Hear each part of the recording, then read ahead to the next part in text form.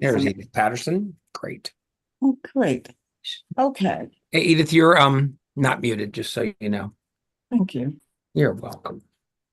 All right. First bill that we're going to take up here is House Bill 472. This is meeting of the Education Subcommittee of Ways and Means. We have 4 bills to consider. House Bill 472 is simply a bill that will provide greater mapping in schools, especially in emergency situations. It can employ, there can be a group be employed. They can put this out for bid to have this happen. And one of the things that we're going to amend it with, and I'll talk about that in a second, is including the ICC. I want to point out that this mapping is not required. Counties can choose to pay for it. It's enabling. Also, they can apply to MCSS for an already existing budget of grants that they could use to do it as well. And that's the bill. And then the amendment is that the interagency council, do I have that right, Alistair? I got that mixed up with the early childhood one. Yeah, the Interagency Commission on School Construction. Right. We usually just call it the IACC. Would like to be included in that since they are intimately involved with schools and their school construction to allow them to do that. So that's the amendment, but let's talk about the bill a little bit and then we can see if we can get a motion on the amendment. Delegate Hornberger. Thank you, Mr. Chair. On the bill, so I noticed that the fund that these monies would be coming from is the same as the SRO fund. So if a jurisdiction opts in to do this mapping, and let's just say that it's $200,000, $300,000, does that reduce the amount of money that other jurisdictions would be able to apply for the SRO program? The SRO 10 million hasn't been touched here. The requirement that 10 million be put aside. I think, Alistair, you can verify this. Yeah, that stays intact. There's more money than that available. So that's not 10 million is not the zero sum on that. and it's not just that $10 million is not touched. That's mandatory funding that has to go not just to school resource officers, but also providing adequate law enforcement coverage for counties without school because resource some officers. counties don't use SROs. Other law enforcement coverage is counted. Okay, thank you. Thank you for the question. Okay, are there any other questions? Okay, the amendment on the including the IACC is really one that they requested. State Department of Education said they want them to do it. And what's the other one, Alistair? Somebody else said they liked it too. The Center for School Safety. Center for School Safety said that they would like them to also be involved in the mapping and the procurement if a county decides to do this. It's obviously supposed to create a safer situation in the event of emergency, but I think the IACC is perhaps an important part. So that's the amendment, and I'll take questions on that. Delegate Fair. No, quite. You actually answered my only question, which was where does MSDE stand on this? And if they're comfortable with the amendment, then Mr. Chair, I feel comfortable moving the amendment. Thanks. I have a motion on the amendment. Do I have a second? I'll second. Thank you, Delegate Miller. I got your second. Okay. It has been properly moved in second. Is there any further discussion or questions? Okay, seeing none, I think we'll do this with a hand raise. Everyone in favor of this, either raise your hand or say aye. Aye. I've got all hands up. Any opposed? Okay, so the amendment carries. On the bill as amended, any discussion or motions? Move favorable. I have a favorable motion from Second. Delegate Patterson and a second from, I think it was Vogel, if I recognize his voice. Got a lot of yellow boxes on that one. Thank you very much. Is there any further discussion on the bill or the amendment as amended? Seeing none, I'll take a voice vote on this. We have favorable motion. All in favor of the favorable motion, raise your hand or say aye. Aye. I see all hands up. Good. That carries unanimously. That closes our work on HB 472. We will now move to HB 522. Give you a second to orient yourselves, as I will do for myself as well. House Bill 522 is a bill that we passed last year. We passed it out of the House. It has to do with students having a place to do telehealth appointments in the building. The two major parts is that it requires the school to set aside a space, not construct one, but to set aside a space. And there are a couple of requirements to make it useful for a telehealth appointment. It does not require the school to supply equipment. And also nothing is considered to require them to construct anything extra to do this. They just have to find a space that will be adequate for a student who wants to interact with somebody in a telehealth appointment in the building And we do have an amendment, but we can talk about the bill in spirit first, and then the amendment actually, I think might answer, actually, why don't I go ahead and talk about the amendment? Because when this bill passed last year, there were a number of people concerned about the safety of a student within the building and how do we know they were safe. We've done a little investigation on that, and it turns out in the health code, there is a HIPAA exception for a provider who feels that a patient is in danger or their safety is in danger. And so what we are proposing is an amendment that says providers working with students in the school will be subject to the same potential waiver if they feel the student, if their patient is in any sort of physical or emotional danger. We're not writing code for HCO because we feel that that's dangerous for us to do, but we will reference it in this particular case. Alistair, do you have anything to add to the nature of the amendment or the bill? I think you nailed it. It just clarifies that the normal requirements surrounding medical records apply in this context, including the exception for emergencies. Okay, so I'll allow for discussion on the amendment or the bill or a motion on the amendment if someone would like to make one. Delegate Vogel. Thank you, Mr. Chair. And I'm supportive of the bill. I'm just wondering, as we make this amendment, in practice, what would this look like? Would the provider notify the school, call the school if they are concerned about the students' well-being within the school building? That's an excellent question. And we thought about writing that in specifically, but that's where we felt like we were dipping our hands into a pot that was not really ours. So it would take whatever form the profession would require, although I would expect that if a student found themselves in physical or emotional distress, that would be exactly what a provider would do, is they would notify the administration that they needed to intervene with the student. Like I said, we thought about writing some of that in, but actually we were we were trying to do something that we're not very good at, which is health code. So it would be left to the professionals and the provider, but they would understand the law clarifies that there's no danger in them alerting someone in the building if they feel like there is an emergency. Does that answer your question, Delegate Vogel? I saw your hand still up, and I would still give you. Yeah, and thank you, Mr. Chair. And we would give flexibility to the schools to set some degree of that policy as to how they want it. Absolutely. The way this is done is it says the schools, it actually says that each county will establish a policy to accommodate students who need to participate in telehealth appointments during the school day. So we're leaving it to the counties to set aside the space and the policy. There's just some basic requirements in the bill that that policy has to include. All right. Thank you, Mr. Chair. You're welcome. Thank you for the question. Delegate Miller. There we go. Yes, and I do appreciate especially taking the risk and health and well-being the students into account. So I appreciate the amendment. I'm still uncomfortable with some of the privacy aspects and making sure that, students like 12-year-olds that may be by themselves or setting up appointments by themselves have the wherewithal to make sure that they have privacy from staff or teachers or anyone else in the building who may attempt to sit in the room. So, I would prefer that kind of spelled out, but so I'm going to be still a no on this, which I'm sure is not too surprising, but those are my reasons. Yes, and thank you for weighing in, and we appreciate your perspective. Thank you very much. Do I have any other commentary? Delegate Fair?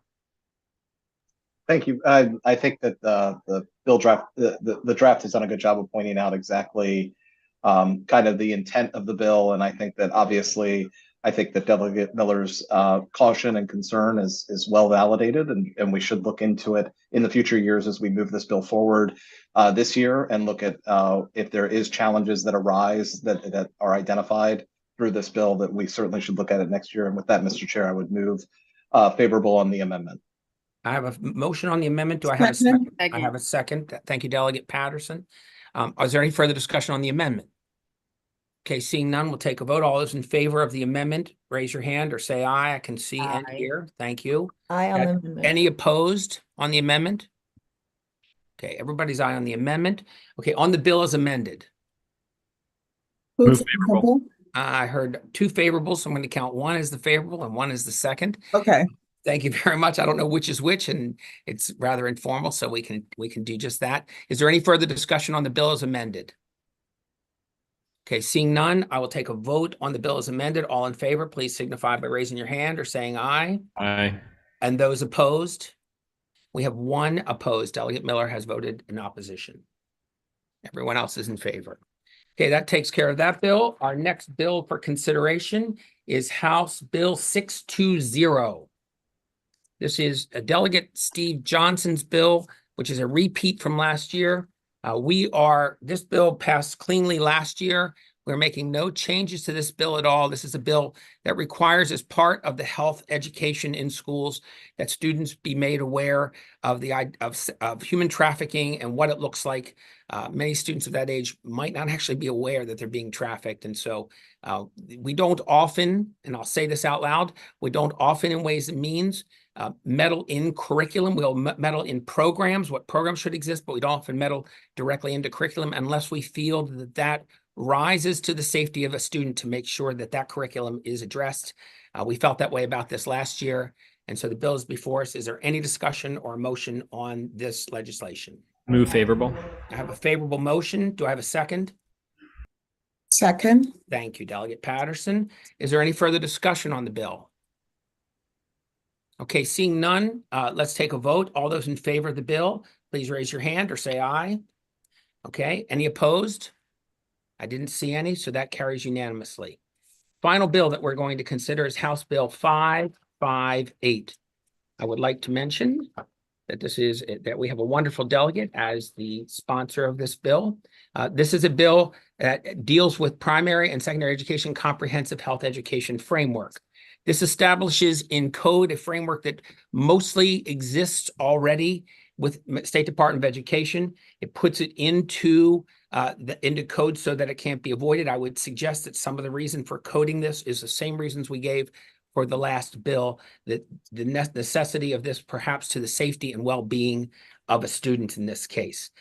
This framework is, as I said, established, and we have an amendment to this, and there are some pieces to it. So what I'm going to do is, instead of trying to describe the whole thing, I will first of all describe that the amendment that I would like to put forward, that actually the sponsor asked for, was to add in, and I'm going to say this carefully, and Alistair, correct me if I'm wrong, we're going to amend in also in number 3. I don't know why the phone in my office is ringing. No one knows the number to my office. That we're going to add into number 3, which on page 2, where there are 8 Roman numerals, we are going to add into that that there's going to be instruction on appropriate social media and internet use, and safe and appropriate. Alistair, is that it? Sorry, the ringing was driving me out of my mind there for a minute. Yeah, so the bill requires that the MSDE, in consultation with the Department of Health, establish a comprehensive health curriculum, and there are a number of topics that have to be included in that. The amendment just adds to that number of topics. Let me just exit from. Okay, So- Ms. Blessy, you're not muted. Thank you. Okay, Delegate Fair, well, on the amendment or the bill at this point. Thank you, Mr. Chair. And I just want to raise a question. My office has received a lot of feedback on this bill, requesting that it be amended to remove the opt-out language from the legislation. I was wondering if there was any feedback that anybody that the analysts heard, or Mr. Chair, you've heard on that section. I don't have, does anyone want to speak to that? I don't have anything in particular that has been brought forward to me on that. Okay. Anyone Thank you. else in the subcommittee? Floor is open. Delegate Vogel. Thank you, Mr. Chair. I will just echo that my office has also received a number of concerns on the opt-out provisions of this bill. Thank you.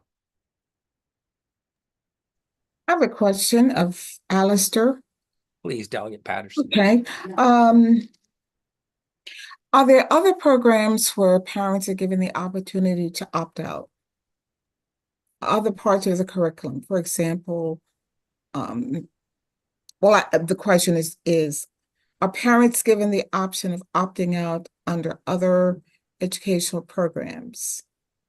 That's a great question, Delegate. None that come to my mind immediately, but I'll have to get back to you with a better answer than that. Well, in the current sex education program that exists, do they have the option opting out provision established? Yes, under the current rules and regulations for the health curriculum, you can opt out. Okay, But I'm not sure if that's the only thing. That's the only one that I'm aware of, but I will let you know if I find Okay. something else. thank you. Delegate Vogel, I saw your hand go up and then down. Thank you, Mr. Chair. Elser, can we I would just like to see where we have opt-out provisions in other programs and would be curious to know whether these opt-out provisions can be tailored so that we set it for a certain period. Maybe it's not, maybe during high school, right? You don't really get the opportunity to opt out your student. I'm curious if that's something that we can do in statute. I would, Alistair's, I would guess yes, if we wanted to limit it to certain grade levels where you could opt out, we could do that. Delegate Miller. Yeah, so in high schools, I know that you can request if you want an alternative book, an alternative topic on something that might be sensitive. I'll give you an example. If you have an issue where you were sexually assaulted and that's what the topic of the English book is, and you don't want to have your child be reading about that, if that circumstance would apply to them in English class, so you can request alternative assignments. That's commonly and routinely done for different circumstances. So keeping it with that in mind, that's an excellent perspective, and I thank you for that. I will point out that in the bill, it also says that each county shall identify appropriate alternative learning objectives and measurable goals that meet state and local health education requirements for a student whose parent or guardian has elected to opt the student out of the particular topic. And there are 2 topics that they're not allowed to opt out of in this bill, and those would be education on HIV and AIDS prevention. Okay, and so those would not be, they would continue to be part of instruction, just information. Delegate Wu. Thank you, Mr. Chair. I know for middle school, there's an opt-out situation. So that's what I know. Thank you. I think it'll be important for the parents to have opportunity to really get involved, either opt in or opt out. I would really think that's something we need to be careful. So my question to the people who have asked about this provision of the bill is, I need to know if there's interest in holding the bill for a week to investigate possible amendment in that way, or if you're prepared at this point to go forward. And I look to the 2 people who talked about it most with me, which were either Delegate Fair or Delegate Vogel, who looks, oh, he's there. Good. Either of you want to weigh in about that, or at this point, is it just a recognition and you'd like to move forward? Delegate Vogel, I see your hand up. Thanks. Can I just ask one more question before I make this? My standard joke is you just did, but you can ask another one. I'm going to ask 2. Right now, are there any in statute? Do we have any language around opt-outs for LGBT for LGBTQ inclusive health curriculum? Is there anything in statute right now that allows for opt-outs, or would this be the first time that we're writing this into statute? Right, because it's all regulation at this point. It's all stuff done by State Department of Education. And, one of the reasons that we put stuff into code, obviously, is to make it more permanent. They do have opt-out language in their regulations right now. And so this is sort of following what their current practice in this case. Understood, but there is we would be codifying opt-out provisions for the first time, if I understand that correctly. Alistair? Yeah, so this would be codifying the entire health framework for the first time. So And I think Delegate Vogel's question is how. Yes, including opt-out provisions. Okay, thank you. Sorry. You were getting there, weren't you? Mhm. And in that case, Let's do it Mr. faster Chairman, next time, will you please? Okay, thanks. in that case, Mr. Chairman, I would appreciate the opportunity to, I'm sorry to do this to our chair's bill, but to special order it until the next possible opportunity. I assume next week. Right, so that comes in the form of a motion, but I'm gonna let Delegate Fair call. So we have, well, let's take that up. There's a motion to special order this bill and for a week for the possibility of amendment. Is there a second on that motion? I'll move second just for the sake Okay, of going so to that motion's on the floor, discussion. but we'll allow for discussion before we vote on whether to hold the bill at this point. So my only question, Alistair, is because there was a lot of confusion around this, the original framework that builds out the health education curriculum that we have sent off across the state, does the existing health education curriculum framework have an opt-out provision in it already? Yes, it does. And what is the opt-out provision in the existing health education framework? It's similar to this. It's a little bit more detailed. It says that the local school system shall establish policies and guidelines for student opt-out regarding instruction related to family life and human sexuality objectives. For students who opt out, they should be provided an appropriate alternative learning activity. Each school must make arrangements to permit students opting out to receive instruction concerning menstruation. And I'll point out that it says each county board shall, we don't spell out what the opt-out has to look like. We just say it has to be there, it has to be part of their policy. And we do a little bit of talking about what topics, but the county board still establishes the policy on it. So if we remove the opt-out provision from this bill, Like how I'm sure logistics and that sort of thing. Sure. If we Does that remove answer the your opt-out question? provision in this Oh, bill, you froze up for a second. You froze up for a second. Sorry. Start over again. Oh, there. my You froze apologies. up for a Thank second. you. No, it wasn't your fault. The Alistair, if we remove that opt-out provision then from this bill, if we were to move that opt-out, would we technically have a conflict between this legislation? Would it then come into conflict with the framework? Yes, the MSDE and MDH would have to adopt a new framework that met with this new requirement that there not be an opt-out provision. So, okay. With that, Mr. Chair, I guess I would be comfortable with moving forward with the bill today. Okay, so I'm going to take Delegate Vogel. Sorry, now I'm on the spot. Yeah, you are. Yeah, you are. How do you feel about that? It's okay. Okay. Just building off of Delegate Fair's question, would MSD, would the state, in regulations, would there still be opt-out provisions allowed if we didn't include it in statute? Could they still set that by regulations? Yes. So we don't need to codify opt-outs. We can rely on regulations without preempting this. Yeah, regulations could be rewritten so that some counties wouldn't need to do it if it's not in code here. Okay. So opt-outs might exist or might not exist in various jurisdictions then. Yeah, I do think it would be somewhat of a legal interpretation issue for MSDE working on this, determining.